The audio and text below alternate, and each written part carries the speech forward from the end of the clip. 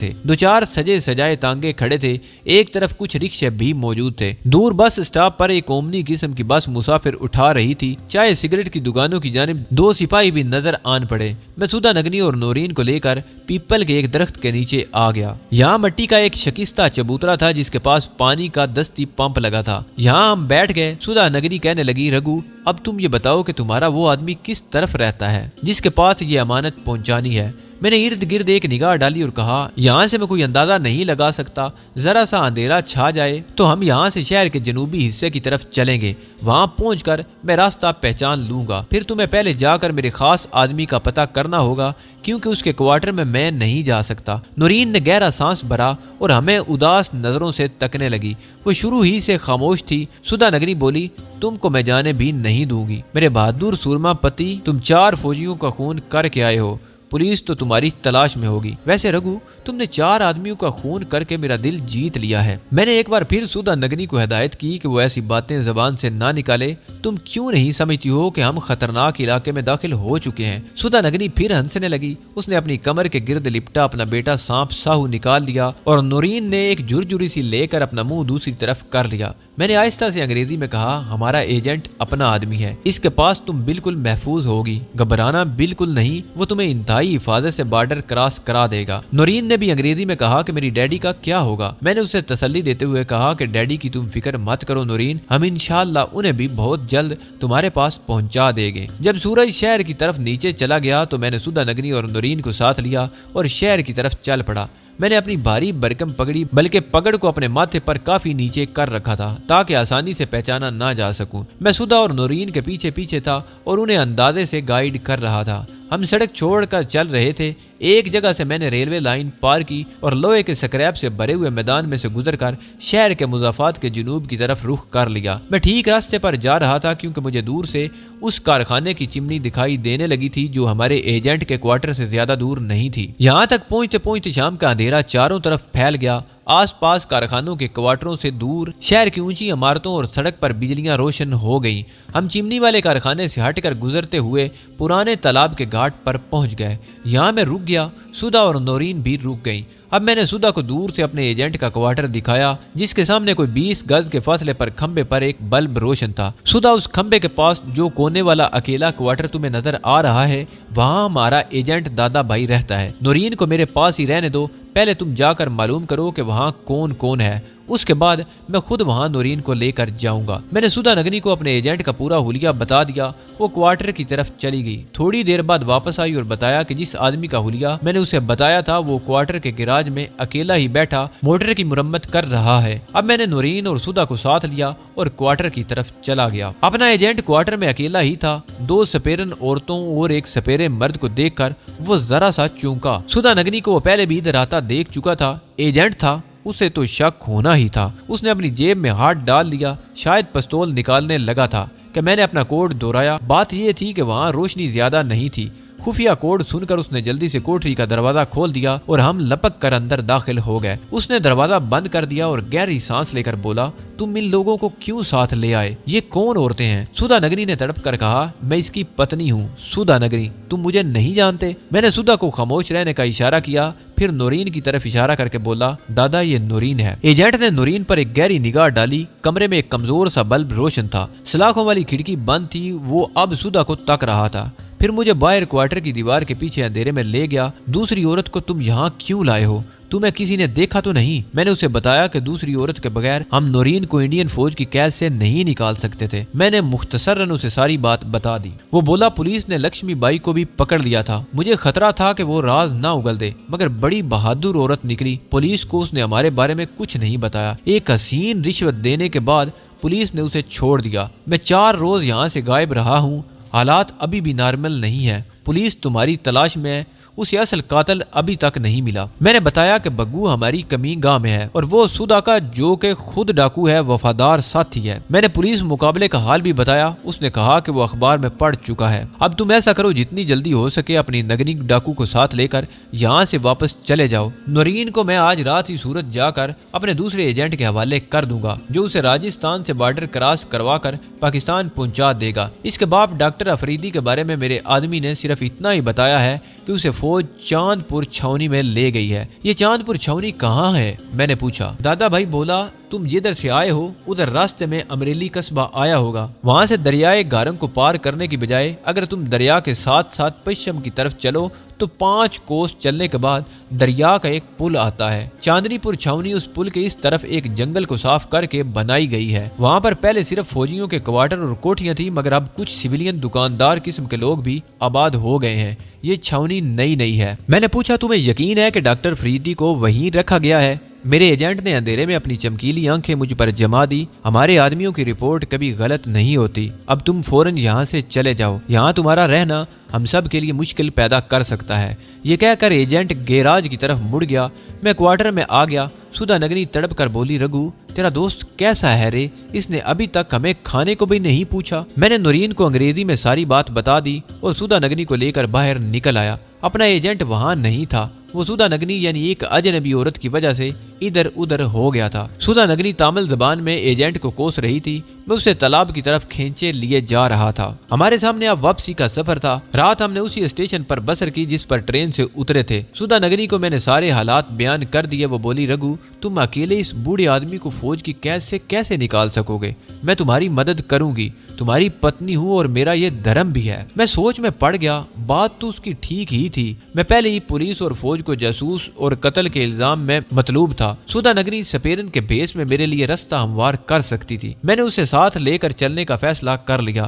سدھا نگنی بڑی خوش ہوئی۔ رات اسٹیشن کے باہر پیپل کے درخت تلے گزار دی۔ صبح وہاں سے لاری پکڑ کر بورالا قصبے میں آئے۔ یہاں سے پیدل ہی امریلی کی طرف روانہ ہو گئے۔ راستے میں رات ہو گئی۔ ایک چھوٹا سا گاؤں نظر آیا، وہاں ایک مندر کے آنگن میں رات کاٹی اور صبح منہ اندھیرے اٹھ کر دریائے گارنگ کی طرف چل پڑے۔ مجھے اس بات کی بڑی خوشی تھی کہ میرا آدھا مشن مکمل ہو گیا تھا اور نورین محفوظ ہاتھوں میں پہنچ گئی تھی۔ اب میں اپنے بقیہ آدھے مشن کی تکمیل کے لیے سر دھڑ کی بازی لگانے جا رہا تھا۔ دریائے گارنگ پر پہنچ کر ہم نے اس کے کنارے کنارے چلنا شروع کر دیا۔ چند کوس چلنے کے بعد دور ہمیں پل دکھائی دینے لگا۔ قریب پہنچے تو دیکھا کہ وہ کشتیوں سے بنایا گیا پل تھا اور اس کی بائیں جانب اسی کنارے پر ذرا نشیب میں چھوٹے چھوٹے کوارٹر نما مکان بنے ہوئے تھے۔ ان میں 2 منزلہ عمارتیں بھی تھیں۔ دور سے مجھے کچھ فوجی ٹرک ایک گراؤنڈ میں داخل ہوتے ہوئے نظر آئے۔ میں نے سدھا سے کہا، سدھا یہی وہ چھاونی ہے جہاں ڈاکٹر فریدی کو کسی خفیہ مقام پر قید کر رکھا گیا ہے۔ سدھا نگنی اپنی لال آنکھوں سے ان عمارتوں اور مکانوں کو گھورنے لگی۔ اس کا سانپ بیٹا ساہو اس کی کلائی میں لپٹا ہوا تھا، جیسا کہ اپنے ایجنٹ نے مجھے بتایا تھا۔ اس چاند پور نامی چھوٹی سی فوجی چھاونی میں ایک جانب نئی آبادی بھی نظر آ رہی تھی۔ یہ فوجی دفاتر میں کام کرنے والوں اور دکانداروں کے کوارٹرز تھے۔ جس میدان میں فوجی ٹرک داخل ہوئے تھے اس کی ایک جانب ڈھلانی چھت والی 2 منزلہ عمارت تھی،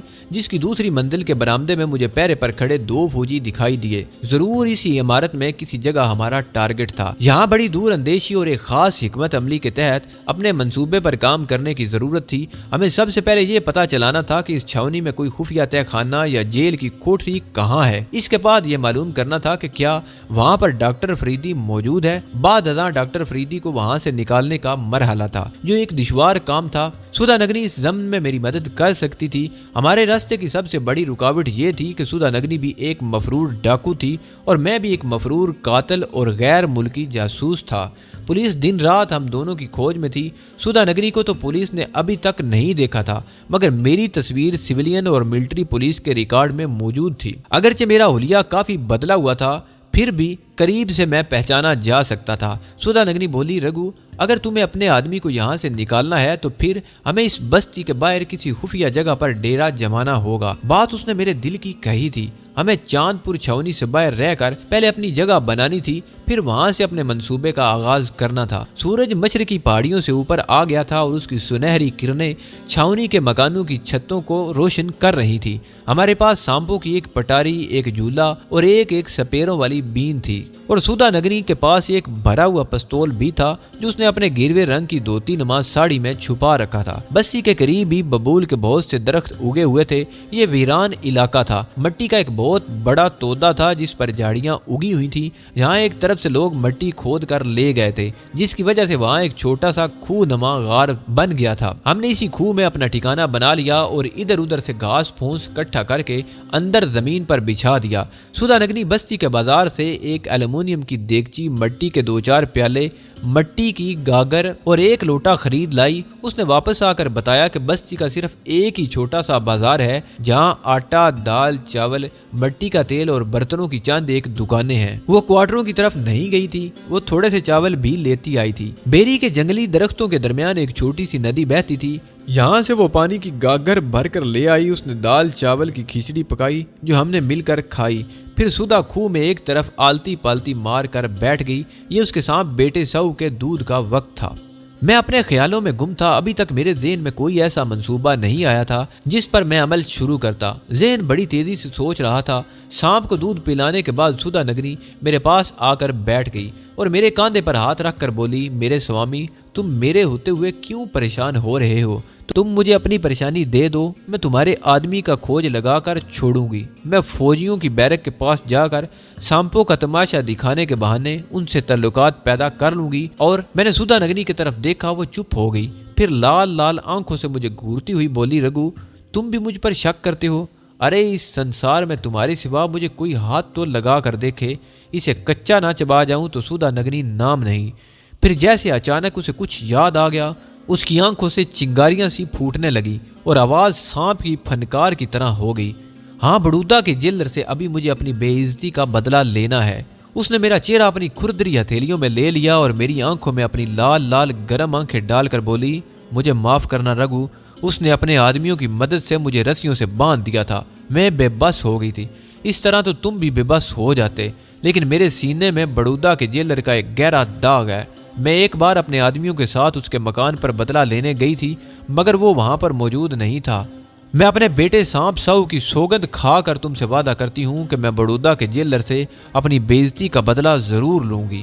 میں نے اسے دوسری باتوں میں لگا کر موضوع بدل دیا. وہ بہت جذباتی ہو رہی تھی. ویسے بھی مجھے بڑودہ کے جیلر سے کوئی دلچسپی نہیں تھی. میں تو اس وقت اس فکر میں گم تھا کہ ڈاکٹر فریدی کا کیسے سراغ لگایا جائے اور سدھا نگنی اس سلسلے میں میری کیا مدد کر سکتی ہے. میں خود چھاونی کا رخ کرنے سے گریز کر رہا تھا. میری شناخت کیے جانے کا خطرہ تھا. میں صرف اشد ضرورت کے تحت ہی ایسا کر سکتا تھا.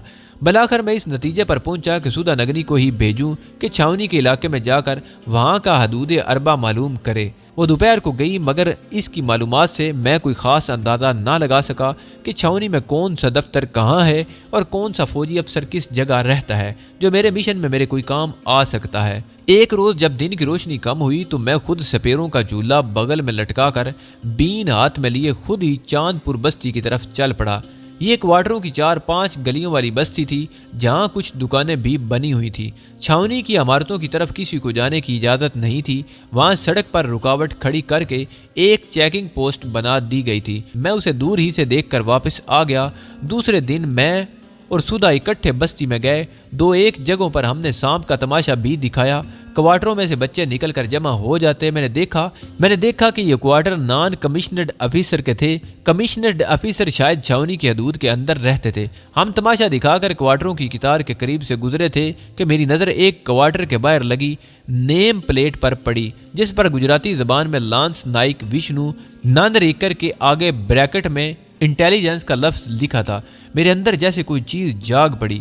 میں نے سدھا کو وہ کوارٹر دکھاتے ہوئے آہستہ سے تامل زبان میں کہا، اس کوارٹر کو یاد رکھنا. اس نے پلٹ کر کوارٹر پر نگاہ ڈالی اور خاموش ہو گئی. جب ہم بستی سے نکل کر اپنی خوہ کی طرف جا رہے تھے تو اس نے مجھ سے اس کوارٹر کے بارے میں پوچھا. میں نے اسے بتایا کہ وہاں وشنو نندریکر نام کا ایک ایسا فوجی رہتا ہے جس کا تعلق ملٹری انٹیلیجنس سے ہے اور اس آدمی سے ہمیں ڈاکٹر فریدی کے بارے میں بڑی اہم معلومات مل سکتی ہیں.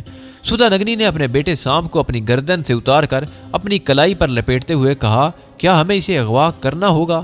میں نے اسے سمجھایا کہ ہمیں اس کے ساتھ ایسے مراسم استوار کرنا ہوگے کہ اسے ہمارا اعتماد حاصل ہو جائے، وہ جذباتی اعتبار سے ہمارے قبضے میں آ جائے اور ہم اسے باتوں میں ڈاکٹر فریدی کے بارے میں اہم معلومات حاصل کر سکیں، جس کا مجھے یقین تھا کہ اسے ضرور علم ہوگا. میرے ذہن میں اچانک ایک خیال آیا. میں نے سدھا سے پوچھا، سدھا تمہارے پاس کوئی ایسا سانپ ہے جو اس فوجی کے گھر کے کسی فرد کو رات کے وقت جا کر سونگ آیا کرے؟ کیونکہ میں نے سن رکھا ہے کہ اگر کسی کو سانپ سونگ جائے تو وہ مرتا تو نہیں لیکن بے حد بیمار ہو جاتا ہے اور جان کے لالے پڑ جاتے ہیں۔ سدھا بولی، ایسا تو کوئی سانپ میرے پاس نہیں ہے، لیکن میں کسی بھی سانپ سے ایسا کام لے سکتی ہوں، مگر اس کے لیے ضروری ہے کہ میرا سانپ اس خاص آدمی کے بدن کی خوشبو سے واقف ہو۔ اس کے لیے سانپ کو اس آدمی کے جسم کا کوئی کپڑا سنگھانا پڑے گا۔ اپنی کھو تک پہنچتے پہنچتے میرے دماغ میں ایک پوری اسکیم تیار ہو چکی تھی۔ میں نے یہ ساری اسکیم سدھا نگنی کو سمجھا دی۔ اپنی اس نئی اسکیم پر عمل پیرا ہونے کے لیے ہم اگلے روز دوپہر کے وقت اپنی کھو سے نکل کر چاند پور کے کوارٹروں میں آ گئے۔ مجھے معلوم تھا کہ اس وقت لوگ کام کاج پر گئے ہوتے ہیں اور گھر میں صرف عورتیں اور بچے ہی ہوتے ہیں۔ میں لانس نائک نندر ریکر کے کسی بچے کو نشانہ بنانا چاہتا تھا کیونکہ بچے کے ساتھ باپ کے شدید جذبات وابستہ ہوتے ہیں۔ ہم نے این لانس نائک نندریکر کے کوارٹر کے سامنے جا کر سانپ کا تماشا دکھانا شروع کر دیا۔ میں جھولا زمین پر رکھ کر بیٹھ گیا اور بین بجانے لگا۔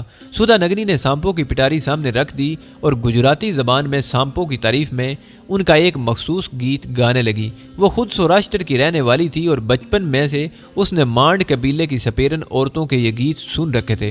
ادھر سے چھوٹے بڑے کوارٹروں سے نکل کر بچے جمع ہو گئے، مگر ابھی تک لانس نائک کے کوارٹر سے کوئی بچہ نہیں نکلا تھا۔ میں نے سوچا کہ اگر یہاں کوئی بچہ نہ ہوا تو پھر یہ کام اس گھر کی کسی عورت سے لیا جائے گا، مگر میرے دیکھتے ہی دیکھتے نندریکر کے کوارٹر سے کوئی 6-7 برس کی عمر کا ایک کالا کلوٹا بچہ بھاگتا ہوا باہر نکلا۔ اس نے نکر اور پرانا کرتا پہن رکھا تھا۔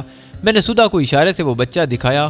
سدھا نے اس کے قریب جا کر اسے پیار کیا اور گجراتی زبان میں بہت جلد معلوم کر لیا کہ وہ اسی گھر میں رہتا ہے اور اس کا باپ چھاونی پر گیا ہوا ہے۔ سدھا نگنی سانپوں کا تماشا دکھانے لگی۔ اب کچھ بڑی بوڑھیاں بھی کوارٹروں سے نکل کر اپنے دروازوں میں کھڑی ہو گئی۔ اس بچے کا نام سدھا نے معلوم کیا نندو تھا۔ نندو کے کوارٹر سے کوئی عورت باہر نہیں آئی تھی۔ سدھا نگنی نے ایک خاص سانپ اپنے ہاتھ میں پکڑا اور ایک چکر لگا کر کوارٹروں کے باہر کھڑی عورتوں سے خیرات میں کچھ دینے کی اپیل کی۔ اسی دوران میں میری نگاہیں سدھا نگنی پر جمی ہوئی تھی۔ وہ بڑی ہوشیاری سے لانس نائک نندریکر کے بیٹے نندو کے قریب سے گزری اور میں نے دیکھا کہ اس نے بڑی تیزی سے سانپ کا منہ بچے کی قمیض سے چھو دیا تھا۔ بچہ ڈر کر کوارٹر کی طرف بھاگا، لیکن سدھا اپنا کام کر چکی تھی۔ عورتوں نے ہمیں سوکھے چاول اور آٹا دیا جسے ہم نے جھولوں میں ڈالا اور سانپوں کی پٹاری اٹھا کر وہاں سے چلے آئے۔ کوارٹروں سے نکلتے ہی سدھا نے مجھے یہ خوشخبری سنائی کہ اس کے سانپ نے اس لڑکے کی قمیض کو سونگھ لیا ہے۔ بھگوان کرے یہ آدمی اس کا بچہ ہو، وہ بولی۔ میں نے کہا بچہ اسی کوارٹر سے نکلا تھا، وہ یقیناً لانس نائک کا ہی بیٹا ہوگا۔ اپنی قمیض گاہ میں واپس آ کر سدھا نگنی نے اس سانپ کو باہر نکالا جس نے بچے کی قمیض سونگھی تھی۔ سانپ کا رنگ سبزی مائل سیاہ تھا اور یہ بالشت بھر کا سانپ تھا۔ سدھا نگنی بولی، رگو میں اسے آدھی رات کو تمہارے دشمن کے کوارٹر کی طرف بھیجوں گی۔ جب گھر کے سب لوگ سو رہے ہوں گے تو یہ بڑی خاموشی سے سیدھا بچے کے پاس جائے گا اور اس کی ٹانگ سونگ کر واپس آ جائے گا۔ سانپ کے سانس کے اثر سے بچہ بیمار پڑ جائے گا، پھر اس کا جسم سوکھنا شروع ہو جائے گا اور مسلسل 15 روز سانپ کے سونگنے کے بعد وہ بچہ مر جائے گا۔ میں نے کہا ہمیں اس بچے کو ہلاک نہیں کرنا سدھا، میں اس سے پہلے اپنا مقصد پورا کرنے کی کوشش کروں گا۔ رات کو ہم کھو میں دیا جلا کر جاگتے رہے۔ رات کے بعد سدھا نگنی نے اس خاص بالشت بھر کے سیاہ سانپ کو پٹاری میں سے نکالا، اس پر کچھ منتر پڑھ کر پھونکے اور اسے چھوڑ دیا۔ سانپ اندھیرے میں غائب ہو گیا۔ مجھے ایک پل کے لیے یوں محسوس ہوا جیسے میں نے اندھیرے میں ایک تیر چھوڑا ہے جو ہو سکتا ہے نشانے پر نہ لگے۔ جب میں نے اپنے اس شک کا اظہار کیا تو سدھا ہنس کر بولی، رگو تمہیں میرے ساتھ رہتے ہوئے اتنی مدت ہو گئی ہے، پھر بھی تم میرے سانپوں کی طاقت سے واقف نہیں ہو۔ یہ سانپ سیدھا اس بچے نندو کے پاس ہی جائے گا، وہ جہاں کہیں بھی سو رہا ہوگا یہ اس کے قریب جا کر صرف اسے سونگ کر واپس آ جائے گا، اسے کاٹے گا ہرگز نہیں۔ میں دل ہی دل میں اس معصوم بچے کی زندگی کی دعا کرنے لگا کیونکہ مجھے اس بچے کی زندگی بھی عزیز تھی اور میں نہیں چاہتا تھا کہ اسے کوئی نقصان پہنچے۔ ہم اب اپنے سانپ کی واپسی کا انتظار کرنے لگے۔ سدھا نگنی چٹائی پر لیٹ گئی۔ دیے کی دھیمی روشنی میں اس کی آنکھیں کسی وقت یاقوت کی طرح چمکنے لگتی تھی۔ اس نے اپنے سانپ بیٹے کو سینے سے لگا رکھا تھا اور بڑی حسرت سے آہ بھر کر بولی، رگو یہ بھی کیسی اولاد ہے میری، میرے بیٹے نے مجھے تم سے جدا کر رکھا ہے۔ اس کی آواز ایسی تھی جیسے خشک پتوں پر سانپ چل رہا ہو۔ یوں ہی باتیں کرتے 1 گھنٹہ گزر گیا۔ جب میرے اندازے کے مطابق 2 گھنٹے گزر گئے تو مجھے تشویش ہوئی۔ سدھا مسکرائی، میرا سانپ آ رہا ہے، مجھے اس کی خوشبو آ گئی ہے۔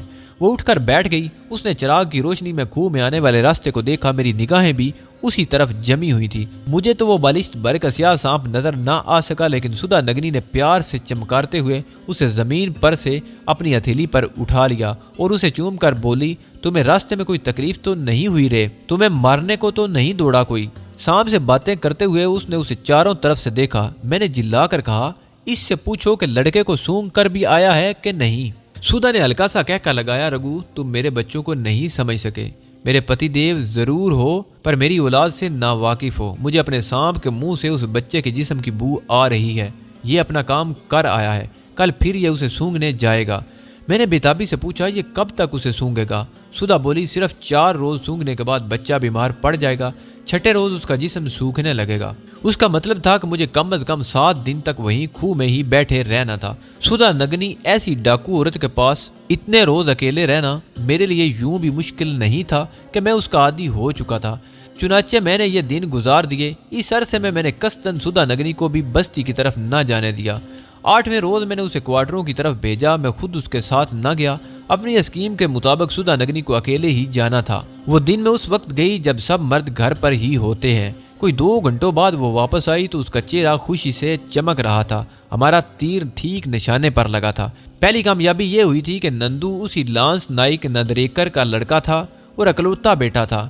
دوسری کامیابی یہ ہوئی تھی کہ سانپ کے سونگنے کی وجہ سے بچہ ضرورت سے زیادہ ہی بیمار ہو گیا تھا اور ان کے گھر میں سوگ پڑا تھا۔ لانس نائک فوج کے سب سے بڑے ڈاکٹر کے پاس بھی اپنے بچے کو لے کر گیا تھا، مگر اس کے علاج سے بھی کوئی افاقہ نہیں ہوا تھا۔ اب بستی کے وید کا علاج کرایا جا رہا تھا۔ سدھا نگنی بھی دوسری عورتوں کے ساتھ لانس نائک کے گھر میں جا گھسی اور بچے کی ماں کو ایک طرف بلا کر کہا، اسے یوں لگتا ہے کہ بچے کو سونگ سانپ نے ڈس لیا ہے، جس کے ڈسنے سے آدمی مرتا نہیں مگر 15-20 دنوں کے اندر اندر سوکھ کر مر جاتا ہے۔ بچے کی ماں تو رونے لگی۔ اس کے باپ کو پتا چلا تو اس نے سدھا نگنی کو ڈانٹ کر گھر سے باہر نکال دیا۔ وہ مجھ سے کہنے لگی، رگو اس کالے مراٹھے نے مجھے گھر سے نکل جانے کو کہا تو میرا خون کھول اٹھا۔ بھگوان کی قسم اگر تمہارا خیال نہ ہوتا تو میں اسے وہیں ڈھیر کر دیتی۔ میں نے کہا، اب کیا ہوگا؟ کہیں ایسا نہ ہو کہ بچہ مر جائے اور ہمیں بھی کچھ حاصل نہ ہو۔ وہ بولی، ارے تم گھبراتے کیوں ہو میرے سوامی؟ صرف 4 روز اور ٹھہرو۔ اب میں جاؤں گی تو وہ میرے چرن چھوئیں گے۔ مصیبت کے وہ 4 دن بھی کسی نہ کسی طرح بسر ہو گئے۔